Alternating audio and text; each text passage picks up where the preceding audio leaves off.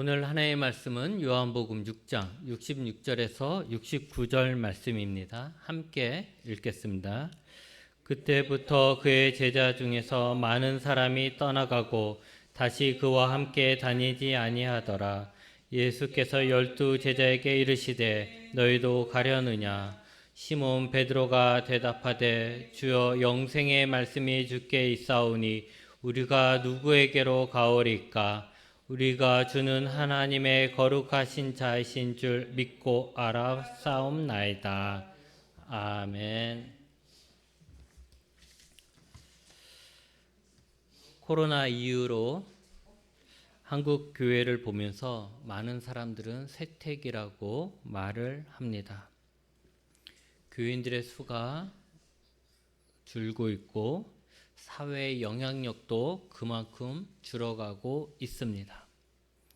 그래서 한국 교회의 미래를 암울하게 생각합니다.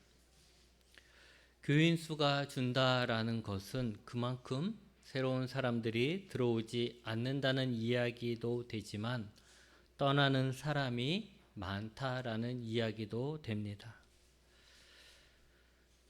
우리가 한국 전쟁 이후에 이제 1960년대 우리나라의 산업화가 시작되고 경제 성장이 급속도로 이루어질 때 교회도 함께 급성장을 하게 되었습니다.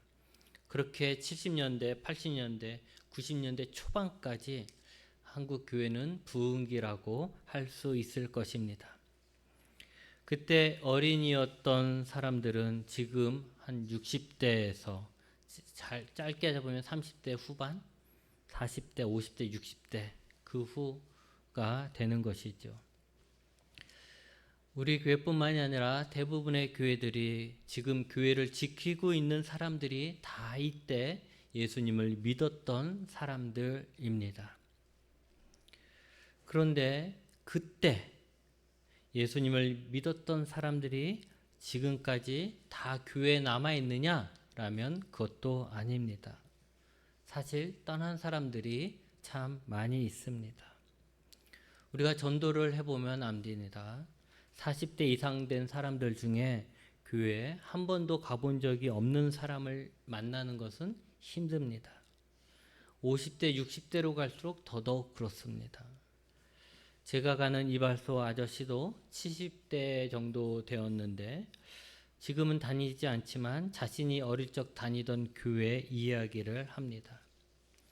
그 당시에는 거의 모든 어린이들이 교회에서 나눠주는 학용품이라든가 사탕을 받고 여름 성경학교와 수련회 같은 또 성탄절 같은 데 참석하고 했었다라고 합니다. 그런데 지금은 교회를 다니지 않습니다. 단지 교회를 다니지 않는 것이 아니라 예수님을 떠난 것입니다. 똑같은 100명이라 하더라도 10명에서 사람들이 계속 들어와서 100명이 된 것하고 1000명에서 사람들이 계속 나가서 100명이 된 것하고는 많이 다릅니다. 지금 한국에는 여전히 많은 교회와 성도들이 있습니다. 하지만 우리가 부흥했다가 줄어들고 있는 상황이기 때문에 남은 사람들은, 교회에 남아있는 사람들은 허탈한 기분을 느끼고 과거를 생각하면서 과거와 다른 허탈한 기분을 느끼고 미래를 걱정하게 됩니다. 그런데 이렇게 많은 사람들이 예수님을 믿었다가 확 떠나는 것이 한국 교회만의 일이 아닙니다. 기독교 국가들이 많이 있는 유럽의 여러 나라도 그렇습니다. 미국도 마찬가지입니다. 교회 건물이 이슬람에게 팔렸다느니 술집으로 변했다느니 하는 이야기를 우리가 종종 듣습니다. 그러면서 그 원인을 분석합니다. 사회적인 이유가 무엇이고 교회적인 이유가 무엇이고 등등 여러 가지를 찾습니다. 사실 찾아보면 사람들이 떠나는 많은 이유가 있습니다. 그런데 놀라운 것은 예수님 때도 그랬다라는 것입니다. 예수님 때는 한 명도 안 떠나고 다 예수님을 다 믿고 섬길 것 같지만 예수님 때도 수많은 사람들이 예수님을 떠난 일이 있습니다.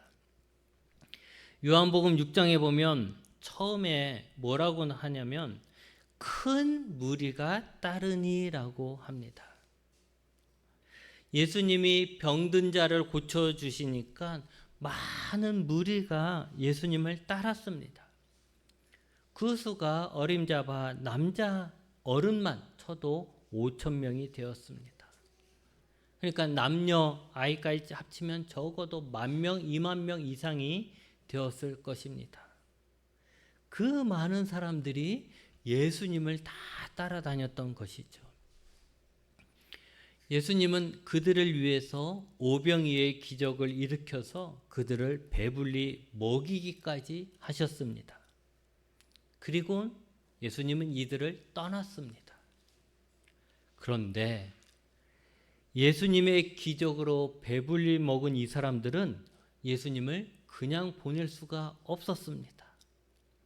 이들은 예수님만 있으면, 더 정확하게는 예수님의 이 오병이어의 기적만 있으면 더 이상 힘들게 일하지 않아도 되고 더 이상 굶주리지 않아도 되는 거죠. 또 병자를 고쳐주시는 그 기적으로 건강하게 살 수 있다는 것을 알았기에 그들은 예수님을 절대 포기할 수 없었습니다. 그들은 예수님을 끝까지 추적해가지고 예수님이 계시는 가버나움까지 따라갑니다. 수천 명의 사람들이 예수님을 왕으로 모셔야 한다라고 하면서 예수님을 막 칭송하였습니다. 한번 상상해 보십시오. 엄청난 부흥이죠. 그러면 만약에 우리 교회에서 그런 일이 생기면 아마 신문에 나고 난리 날 겁니다. 수천 명이 모여서 예수님을 왕으로 섬겨야 된다고 칭송하는 모습, 그런 부흥이 있었던 거예요. 그런데 그 많던 사람들이 예수님을 떠나기 시작합니다. 한순간에 그 수천 명, 수만 명이 될지도 모르는 어쨌든 그 수천 명의 사람들이 순식간에 다 떠나고 12명, 거기서 뭐 몇 명 더 정도만 남게 됩니다. 여러분, 한국교회가 아무리 세택이라고 해도 수천 명의 교인이 10명의 교인이 되는 경우는 없으니 한국교회는 아직 희망이 있는 것이고 예수님의 사역은 망했다라고 볼 수 있습니다. 성경에는 예수님의 마음에 대해서는 설명이 없지만 제가 예수님이라면 너무너무 허탈할 것 같습니다. 너무 황당하고 허탈하셨는지 예수님은 남은 12 제자에게도 물었습니다. 너희도 가려느냐? 너희도 갈래? 사람들이 다 빠져나가는데, 수천 명이 다 나갔는데 그럼 너희도 갈래? 라고 물은 거죠. 그러니까 베드로가 대표로 대답을 합니다. 예수님에게 영생의 말씀이 있고 예수님은 하나님의 거룩하신 자인 걸 우리가 믿고 있는데 우리가 예수님을 왜 떠납니까? 라는 거죠. 이게 베드로의 대답이었습니다. 그들은 예수님을 떠나지 않았습니다. 예수님을 믿던 수천 명의 사람이 예수님을 떠나는데 끝까지 예수님 옆에 남아있던 소수의 사람들, 그들은 수천 명의 사람들과 다른 점이 있었던 것입니다. 먼저 수천 명이 예수님을 떠나도 남아있던 제자들은 적어도 분위기에 휩싸이는 사람은 아닙니다. 친구들이 다 교회 다니니까 친구 따라 교회 가죠. 그리고 친구들이 다 교회 안 나가니까 또 교회 가는 것이 눈치 보여서 자기도 교회 나가지 않는 그런 사람은 아니라는 것입니다.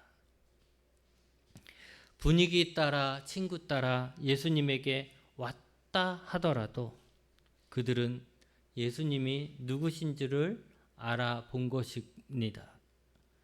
그들이 볼 때 예수님은 하나님의 거룩하신 자입니다.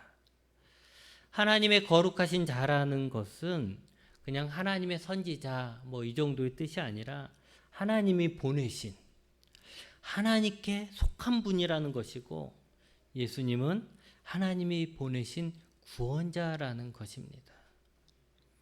이들은 예수님을 만나고 예수님을 따르는 제자가 되면서 이 예수님이야말로 우리가 기다리던 하나님이 보내신 구원자라는 것을 알고 있었던 것입니다. 그리고 그들은 예수님의 말씀에 집중했습니다.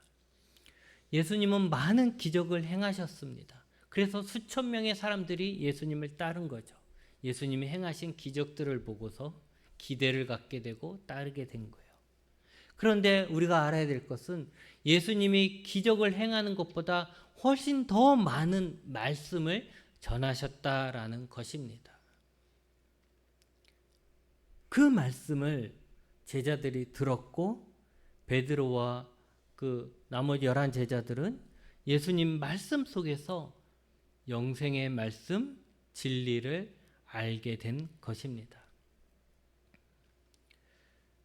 여러분, 어떻게 보면 사람들이 교회를 떠나는 이유가 무엇일까 막 연구하고 논문 내고 그래서 박사나 되는 사람만이 알 수 있는 게 아니라 어쩌면 정말 간단한 것입니다. 여러분이 예수님과 함께 다니면서 예수님의 말씀 속에서 영생을, 구원의 빛을 봤다면, 그리고 예수님이 하나님이 보내신 하나님께 속한 구원자라고 믿는다면 예수님을 떠나겠습니까? 아무리 내 사업이 망했다고 해서 예수님을 떠나겠습니까? 아무리 내 몸이 아파졌다고 해서 예수님을 떠나겠습니까? 아무리 나랑 같이 믿었던 친구들이 다 예수님 안 믿는다고 해서 나도 덩달아 예수님을 안 믿겠습니까? 정말 그렇게 믿는다면 수천 명이 아니라 모든 사람이 예수님을 떠난다 하더라도 여러분은 예수님을 떠나지 않을 것입니다. 예수님의 12 제자들은 그래서 예수님을 떠나지 않았습니다. 그러면 예수님을 떠난 수천 명의 사람들은 왜 떠났습니까? 예수님을 떠난 사람들은 예수님을 떠나지 않았던 사람들과 정반대였던 것이죠.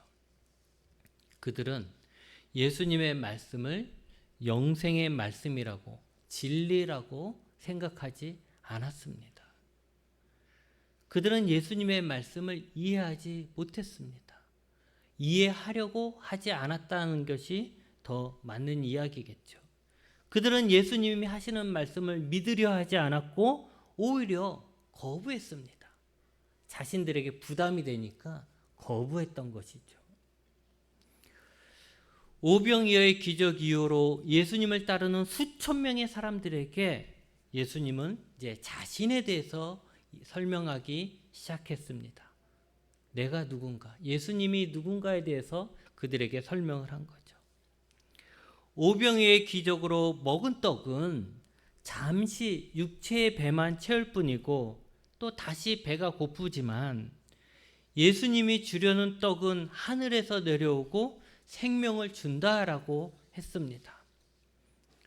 여러분 생각해 보십시오. 하늘에서 내려오는 떡, 그리고 생명을 주는 떡이라고 하니 사람들은 서로 달라고 했습니다. 우리야 지금 한국 사람들이나 이런 사람들에게 하늘에서 떡이 내려온다 하면 이게 무슨 소리야 라고 하겠죠.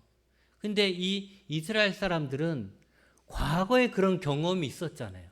출애굽 때 모세를 통해서 하나님이 하늘에서 만나와 메추라기를 내린 그 경험이 있는 거죠. 그래서 이들은 다 알고 있어요. 자신들의 조상이 그때 모세를 통해서 하나님이 하늘에서 먹을 것을 내리셨다는 것을 알고 있는 거예요. 그러니까 이들에게 있어 그 이야기는 전혀 불가능한 이야기는 아니죠. 그러니까 그런 거 원한다고, 우리가 그런 거 원한다고. 야, 출애굽 시대 때 사람들 얼마나 좋았겠냐. 광야에서 좀 힘들었는지 몰라도 맨날 하나님이 주신 걸로 먹고 살았으니 열심히 일할 필요도 없고, 뭐 양을 키울 필요도 없고, 뭐 농사를 지을 필요도 없고, 그냥 아침에 나가서 하나님 주신 거 떨어진 거 주워와서 먹으면 되고, 얼마나 편했을까? 우리도 그런 거 달라고. 나 일하기 힘든데, 먹고 살기 힘든데, 우리도 그렇게 하늘에서 하나님이 주시는 거 그걸로 먹고 살고 싶다. 이랬던 것이죠. 그래서 사람들은 잔뜩 기대한 거예요. 예수님이 오병이의 기적도 행하셨으니까 그런 게 어딨냐고, 그런 거 다시 한번 내려보라고 막 예수님을 기대했죠. 그런데 예수님이 뭐라고 했냐면 그 떡이 예수님 자신이다 이렇게 해버린 거예요. 그 떡이 내려올 것만을 바라고 하늘을 쳐다보고 있는데 그 떡이 나야 이렇게 얘기하신 거죠. 35절에 예수께서 이르시되 나는 생명의 떡이니 내게 오는 자는 결코 줄이지 아니할 터요 나를 믿는 자는 영원히 목마르지 아니하리라고 했습니다. 그리고는 51절에는 나는 하늘에서 내려온 살아있는 떡이니 사람이 이 떡을 먹으면 영생하리라. 내가 줄 떡은 곧 세상의 생명을 위한 내 살이다 라고 하셨습니다. 하늘에서 내릴 떡을 기다리고 있었던 사람들, 그걸로 내가 이제 일하지 않아도 배불리 먹고 살겠다, 이제 난 고생 끝냈다 이렇게 생각했던 사람들은 갑자기 혼란스러워지는 것입니다. 지금 예수님이 자신이 하늘에서 내려온 떡이라고 하고 자신의 살을 먹으라고 합니다. 이 이야기를 들은 사람들은 생각하는 거죠. 아니, 내가 예수님의 부모를 아는데 어쩌면 그 사람들 중에 같은 마을에 살았다면 예수님이 태어나는 것을 본 사람도 있을 거 아닙니까? 아니면 적어도 어린 시절에 예수님을 본 사람도 있을 것입니다. 같이 자란 사람도 있을 것입니다. 근데 그들이 생각할 때 예수님은 하늘에서 내려온 것이 아니라 마리아의 배에서 나왔던 것이죠. 그러니까 예수님은 거짓말하고 있는 거예요. 하늘에서 내려왔다면 갑자기 우리가 생각하는 그 천사처럼 하늘에 쫙 하고 내려와야 되는데 예수님이 분명히 마리아 뱃속에서 나왔거든요. 어린 시절 같이 지내기도 했고. 그러니 하늘에서 내려왔다라고 하니 거짓말이란 거죠. 또 어려웠던 것은 누가 자신의 몸과 피를 먹고 마시라고 다른 사람에게 줄 수 있습니까? 너 배고파? 야, 내 살 좀 뜯어 먹어. 이렇게 한 사람이 어디 있습니까? 그러니 예수님의 이런 말은 그냥 미친 사람의 말밖에 안 되는 거예요. 저 예수가 그렇게 그냥 하나님 하더니 드디어 미쳤구나. 이렇게 생각을 하게 되는 것이죠. 결국 사람들은 예수님의 말을 이해하지 못하고 믿지 못하고 사기꾼의 소리로, 미친 사람의 소리로 듣게 됩니다.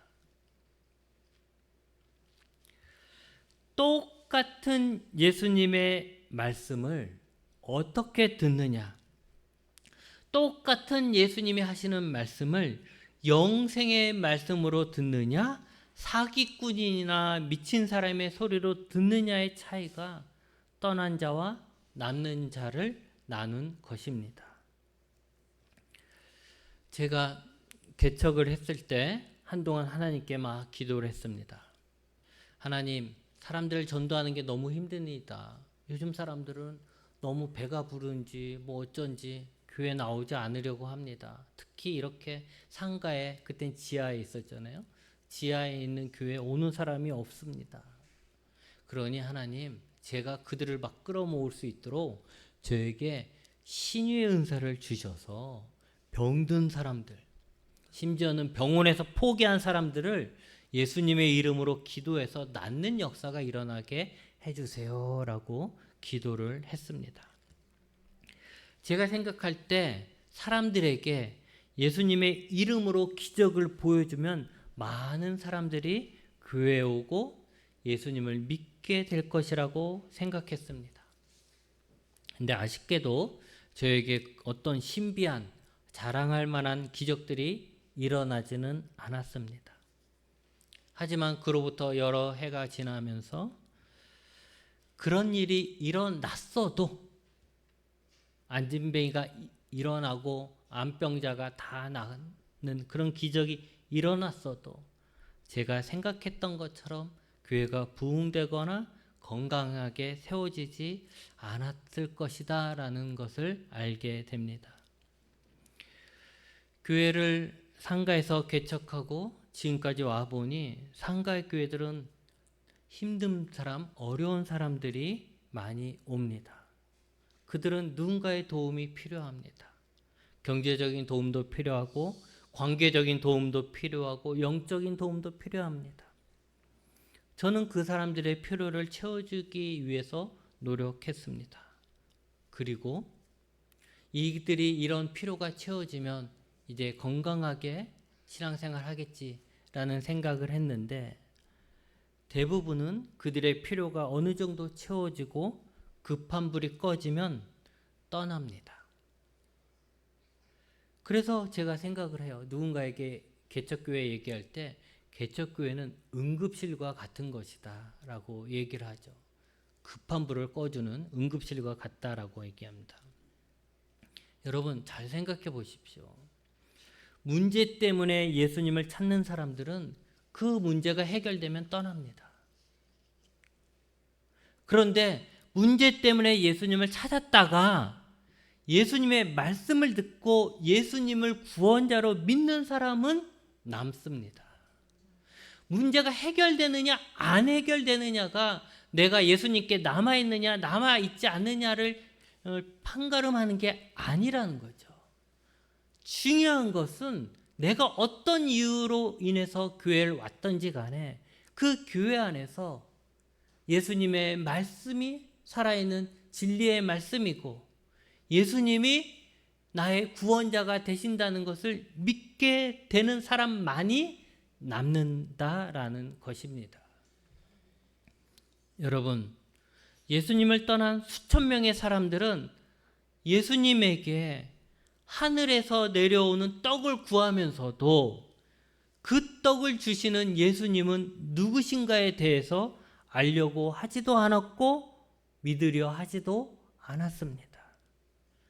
단지 예수님은 자신의 필요를 채워주시는 분, 나의 급한 불을 꺼주시는 분, 나를 도와주시는 분으로만 알고 딱 거기까지만이라고 선을 그었습니다. 더 이상은 안 된다는 거죠. 더 이상 예수님이 가까이 오는 건 싫은 거죠. 딱 거기까지. 내가 예수님한테 이렇게 뭐 할 테니까 예수님 요거까지만 도와주세요. 요거만 해결해 주세요. 내가 예수님께 40일 작정 기도를 할 테니까 예수님 요 문제만 해결해 주세요. 내가 예수님께 앞으로 열심히 헌금을 할 테니까 요 문제만, 요 사업만 도와주세요. 거기까지만이었던 거죠. 예수님은 그것이 아니라 나를 구원하기 위해서 내게 더 가까이 오고 나의 주인이 되길 원하시는데 예수님 그건 안 됩니다. 예수님. 그건 너무 부담스러워요. 그렇게 하지 마시고 그냥 내가 예수님 앞에 최선을 다하니까 예수님도 좀 나 좀 도와주세요. 여기까지였다라는 것이죠. 예수님은 자신에 대해서 말씀하기를 원하셨던 거죠. 예수님은 병든 자를 고쳐주는 것에서만 끝나는 것이 아니라 자신에 대해서 이야기를 하고 싶은 거예요. 사람들에게 나는 병든 자 고쳐주는 사람이야? 나 고쳐줄 수 있는 능력이 있어? 이걸 자랑하고 싶은 게 아니고 예수님이 구원자라는 것을 전하고 싶었던 것이죠. 그런데 그들은 예수님의 말씀을 믿음으로 받아들이지 않고 오히려 배척할 이유를 찾았습니다. 적어도 오병이의 그런 기적을 봤다면, 그리고 과거 하나님께서 모세를 통해서 만나를 내리셔서 자신들의 조상들을 먹이신 것을 알고 있다면, 그러면 지금의 예수님은 하나님이 보내신 분이라는 것을 인정하고 그분이 하시는 말씀을 믿으려고 했어야 함에도 불구하고 그들은 그렇게 하지 않았어요. 왜? 그들은 그런 거에 관심이 없었어요. 그리고 그들은 그렇게까지 예수님을 생각하고 싶지 않았어요. 예수님이 하늘에서 내려온 떡이라고 할 때 저거 거짓말한다 라고 했고요. 내 살을 먹으러 갈 때 자기의 살을 먹으라고 하는 미치광이로 배척해 버렸습니다. 누가 그랬습니까? 예수님을 전혀 모르는 이슬람 사람들이 그랬나요? 아니에요. 예수님이 내려준 오병이의 기적으로 배불리 먹었던 사람들. 예수님은 그들을 떠나갔지만, 그들을 그런 속성이란 걸 알기 때문에 그들을 떠나갔지만 자기네들이 그렇게 추적해갖고 다시 찾아온, 자기들이 왕으로 섬겨야 된다고, 왕이 되어야 된다고 그렇게 칭송했던 그 사람들이 예수님을 그렇게 배척하고 떠난 것입니다. 그러기에 예수님에 대한 믿음이 없고 예수님을 하나님이 보내신 구원자로 받아들일 그런 마음이 없었던 그들은 예수님에게 더 이상 얻을 것이 없다라고 판단하고는 예수님을 그냥 떠나버린 거죠. 뭐 이제 붙어 있어도 뭐 기적을 보여줄 것 같지 않은데, 뭐 붙어 있어도 뭐 내가 배불리 먹을 것 같지도 않은데, 그냥 귀찮아 그러면 내가 떠나가지 뭐, 이렇게 돼버린 것이죠. 여러분, 한국 교회의 부흥기에 여러분과 함께 신앙생활했던 사람들 중에 지금은 교회를 떠난 사람들을 보며 속상할 수 있습니다. 저도 저와 함께 신앙생활했던 사람들, 혹은 제가 어릴 때 가르쳤던 학생들 중 지금은 예수님을 떠난 사람들이 많이 있고, 그들을 생각할 때 속상하고 내가 뭐 잘못 가르쳤나 하는 생각에 빠지기도 합니다. 또 많은 사람들이 북적거리는 교회를 추억하며 그때가 좋았다라고 말하기도 합니다. 제가 어른 선배들을 만나면 선배들은 그런 이야기를 하죠. 예전에는 그냥 깃대만 꽂아도 교회가 부흥했어. 예전에는 그냥 천막만 쳐도 사람들이 몰려들었어. 이런 이야기를 쉽게 하면서 옛날을 이야기하죠. 그런데 여러분, 결국 그렇게 수많은 사람들이 예수님을 따랐어도 예수님의 말씀을 진리로, 예수님을 하나님이 보내신 구원자로 믿고 받아들이지 않는다면, 그 어떤 기적을 체험했다 할지라도 언젠가는 떠나는 사람이 되고 마는 것입니다. 우리나라가 과거만큼은 아니지만 여전히 우리는 하나님의 도움이 필요합니다. 그래서 하나님을 찾습니다. 그러나 예수님을, 우리를 구원하기 위해 하나님이 보내신 구원자라는 것을 믿지 않는다면, 예수님의 말씀이 진리라는 것을 받아들이지 않고 단지 예수님이 행하시는 기적만을 바라본다면, 그래서 예수님을 찾는다면 우리 또한 남아있는 자가 아니라 떠나는 자가 되고 말 것입니다. 저는 여러분과 제가 떠나는 자가 아니라 남는 자가 되길 바랍니다. 우리 교회에 얼마나 많은 사람들이 오느냐가 아니라 얼마나 많은 사람들이 끝까지 남은 자로 있느냐가 더 중요합니다. 예수님도 마찬가지죠. 수천 명이 예수님 앞에 모였을 때 예수님은 기뻐하지 않으셨어요. 오히려 그들을 피해 도망가셨죠. 왜냐하면 그들은 떠난 자가 될 거란 것을 알기 때문에 그러셨던 거죠. 여러분, 사회적인 분위기에 휩싸이지 말고 지금 한국교회가 세태계이든지 부흥기든지 상관없이 내가 예수님의 말씀을 생명의 말씀으로 듣고 내가 예수님을 하나님의 아들 구원자라고 분명하게 믿어야 합니다. 교회를 수많은 사람이 떠났어도 결국 남은 사람들로 인해서 예수님의 진리는 2000년 동안 전해졌고 그때 떠났던 수많은 사람들보다 훨씬 더 많은 사람들이 예수님의 말씀을 생명의 말씀으로 예수님을 구원자로 믿고 그들이 변화되고 세상을 변화시켜 왔습니다. 그러기에 교회가 전 세계적으로 세택이라고 할지라도 예수님이 만드시는 하나님의 나라는 무너지거나 멈추지 않고 남은 자들로 인해서 계속해서 세워질 것이고 예수님이 다시 오실 때 완성될 것입니다. 그때까지 하나님이 보내신 구원자 예수님을 바라보며 예수님의 생명의 말씀을 사모하며 끝까지 예수님 편에 남는 자가 되시기 바랍니다. 기도하시겠습니다.